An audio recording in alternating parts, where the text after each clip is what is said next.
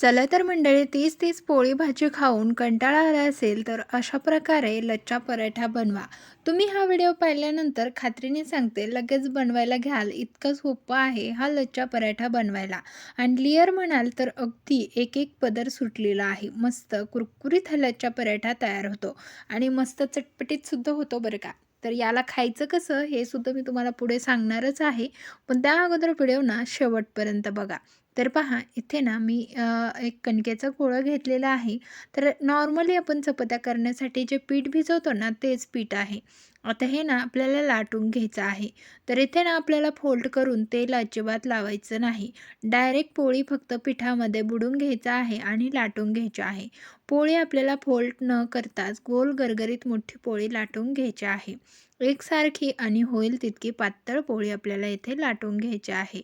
तर पहा इथे ना मोठी अशी पोळी लाटून घेतलेली आहे.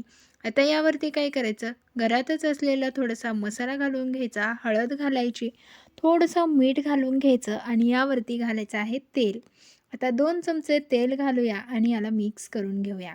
तर पहा अगदी सोपा आहे हा लच्छा पराठा बनवायला, पण टेस्टला म्हणाल ना तर अप्रतिम असा लागतो. आणि बनवायला पाहू शकता किती सोपं आहे. आता हा मसाला जो आहे ना, तो सगळीकडे आपल्याला एकसारखा लावून घ्यायचा आहे. जर तुम्हाला वाटलं यामध्ये तेल कमी आहे, तर थोडंसं तेल वाढवायचं आणि सगळीकडे असं लावून घ्यायचं. तर इथे ना आपण सगळीकडे असं हे लच्छा पराठ्याला लावून घेतलेला आहे मसाला.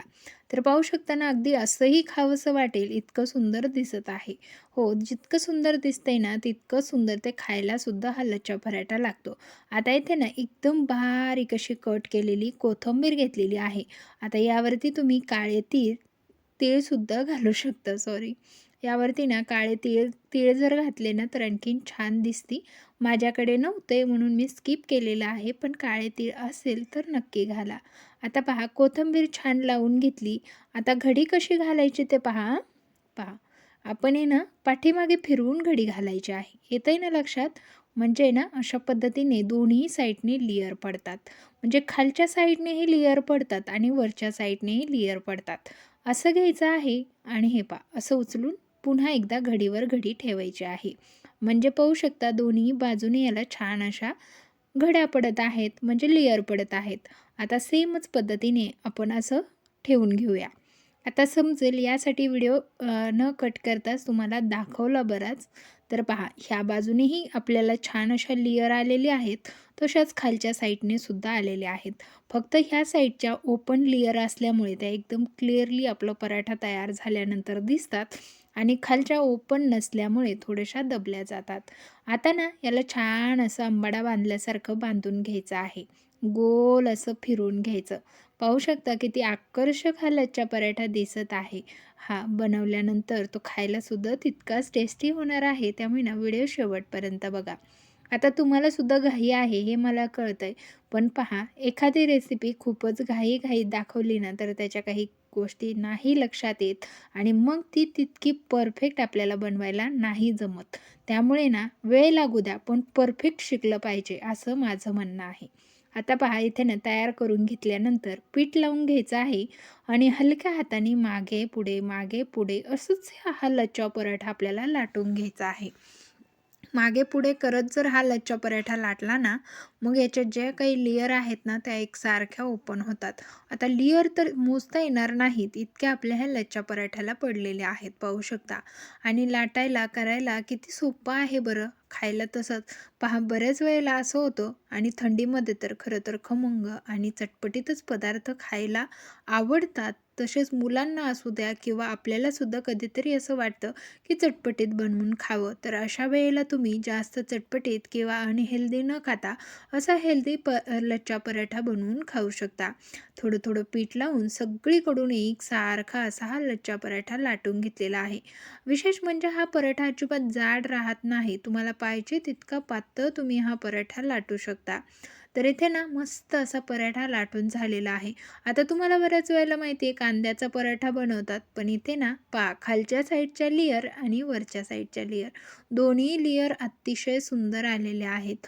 आता इथे तव्यावरती ना तेल घालायचं आहे आणि तेलावरती आपल्याला हा लच्छा पराठा भाजून घ्यायचा. आता तेल किंवा तुपाचा वापर तुम्ही तुमच्या आवडीनुसार इथे करू शकता. मस्त लच्छा पराठ्याला खालच्या साईड वरतून आहे आणि पाहू शकता किती सुंदर अशा लेयर आलेल्या आहेत.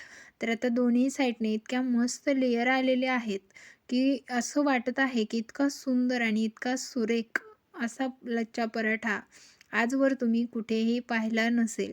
इतका सुंदर असा लच्छा पराठा झालेला आहे आणि साहित्य काहीच लागत नाही. जी पोळी बनवतो ना, त्या पिठापासून हा बनणारा लच्छा पराठा, यासोबत ना तुम्हाला भाजी बनवायची गरज आहे ना काही.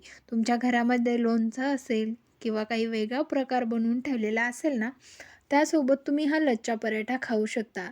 विशेष करून तुम्ही यासोबत सॉस खाल्ला ना, तर हा लच्छा पराठा खूप सुंदर लागतो.